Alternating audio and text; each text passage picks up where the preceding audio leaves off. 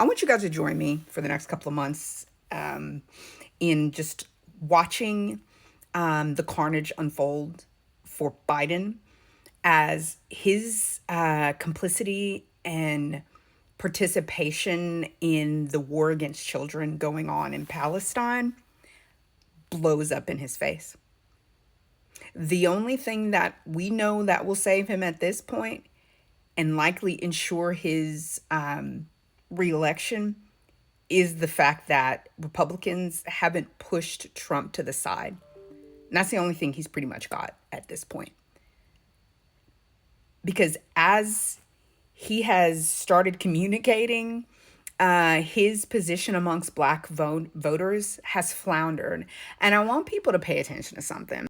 It's mess that we've seen during the years in which he's been president, the assault like we saw in this case, and many others with affirmative action and et cetera, and the confusion that the Biden administration could have allayed and fought, but did not successfully against what affirmative action is, why people of color, BIPOC, people of African descent, why certain actions, certain programs needed to be in place to ensure that the undiagnosed supremacy in people in positions of power doesn't in turn prevent them from being able to pursue the American dream.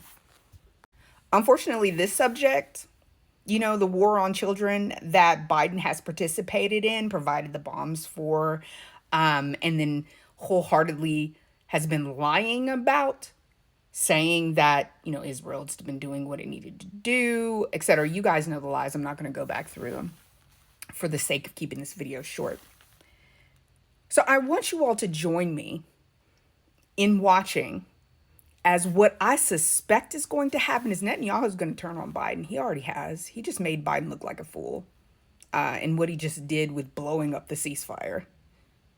While they eventually may come to some form of deal, we all know that it is not in Netanyahu's favor to agree to it, because he is the one who stands to lose if he stops butchering babies in Gaza. So let's all join together in keeping a vigil to document this stuff, to talk about it, because the Biden administration is going to keep on lying.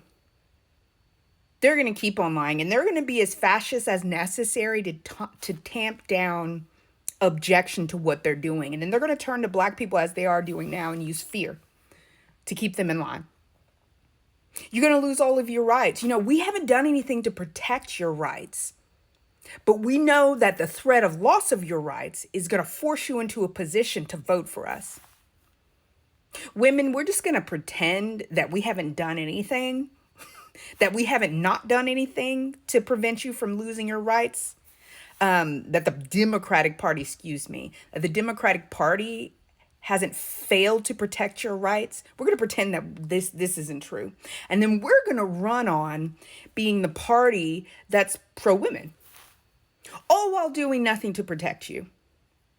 So I want you all to join me in watching as this blows up in Democrats' faces. Because what should be a hands-down, shoe-in candidate, the one who's going to protect democracy and uphold it, instead of set landmines in place that are just blowing up at every step, this person is not going to be the shoe-in. We're looking at a very highly contested, if we don't see a coup, which we almost saw on January 6th, we're looking at a highly contested race.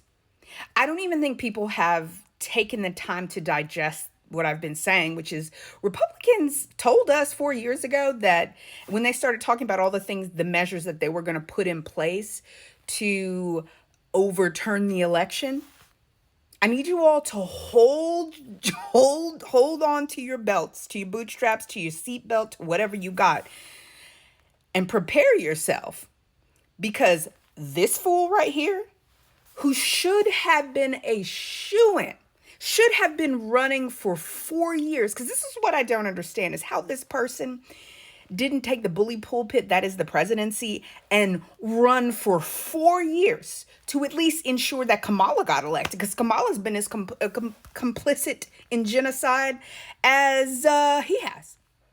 But here we are, with there being a drama afoot, with Netanyahu being in the position to literally send this fool into the grave. I've never seen something so foolish. Yes, we have seen foolishness like this. This Democratic Party that we've been watching for some time. But I just want you all to prepare yourselves. You are not gonna get smooth sailing. You may be in February looking at a candidate like no president. We may be looking at a Supreme Court, and God help them. Because if the Supreme Court has to make a decision, they're not gonna give the presidency back to Biden. So I just want you guys to prepare yourself for 1 minute you're thinking that Biden's gonna win, the next minute all of the things that the Republican Party have done. See, they've been preparing for 4 years for this moment, these next couple of months.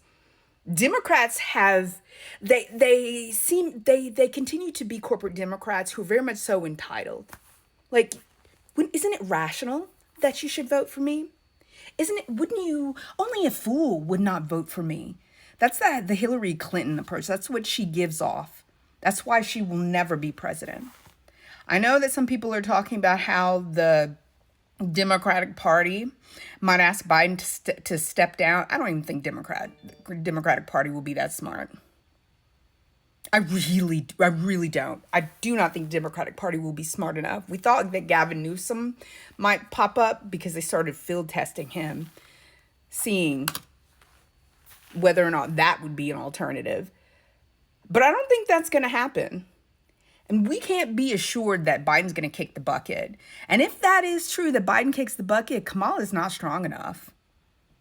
Again, she's had 4 years, and Biden's had 4 years to ensure that she is the first female president. Instead, we're looking at a genocidal Nimrata who hates her brownness so much, she changed her name so she could appear more white, more acceptable to supremacy. But you need to be angry, and I need you to prepare yourself for Republicans to make good on the fact that they are going to inspire a melee. This is not going to be a transition of power that comes in peace, or even an ability to sustain power in peace. It's not. And I think you all need to start paying attention to all the things and remembering all the things the Republicans said that they were going to do like 4 years ago, and they've been preparing for. They've been preparing for 4 years. The Democrats have not. They just expect people to be rational. You would only a rational person would not vote for us. All while they give you a bucket full of senility, just mumbling at the podium. Because I wish at this point I should be able to say, hey, you guys will be crazy not to vote for this person. But seeing what this person has done in 4 years, and even while they've done some good things for America, their focus has been on a group of people. You see, the people of Is Not Real, helping them to achieve their goals. It's gonna blow up in their faces. So I want you to thank this person for what you're about to see, because the race should not be this close.